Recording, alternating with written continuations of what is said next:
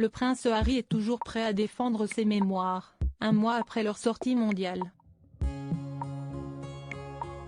Ce dernier, qui a lancé une pique à son père Charles III, était invité ce samedi 4 mars à une séance de questions-réponses, pour laquelle les gens devaient payer afin de la visualiser. Le mari de Meghan Markle s'est entretenu avec le docteur Gabor Maté, un expert en traumatologie et en développement de l'enfance. Il a longuement évoqué sa consommation de drogue. Au sujet de la cocaïne, le prince a déclaré très honnêtement : « Cela ne m'a rien fait. C'était plus une chose sociale. Ça m'a donné un sentiment d'appartenance à coup sûr. Cela m'a aussi fait me sentir différent de ce que je ressentais, ce qui est en quelque sorte le but », a-t-il avoué.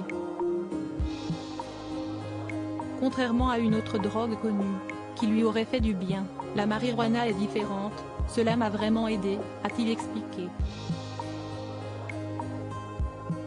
Prince Harry, ça m'a apporté une sensation de libération au cours de la séance. Harry, dont les enfants sont des victimes collatérales de son grand déballage, a confié avoir également consommé des psychédéliques, notamment l'ayahuasca. Il a rapporté le bien que ça lui faisait à cette époque, c'était le nettoyage du pare-brise, le retrait des filtres de la vie tout autant que sur Instagram, ces couches de filtres. Cela m'a tout enlevé et m'a apporté une sensation de détente, de libération, de confort, une légèreté que j'ai réussi à conserver pendant un certain temps. J'ai commencé à le faire de manière récréative, puis j'ai commencé à réaliser à quel point c'était bon pour moi.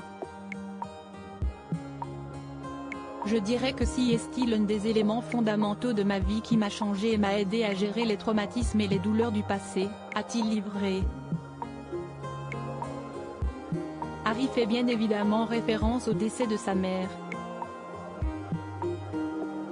Le jeune papa s'est beaucoup confié à ce sujet dans son livre autobiographique Spare, qui est par ailleurs devenu le livre de non-fiction le plus vendu au Royaume-Uni depuis le début des enregistrements après sa sortie en janvier.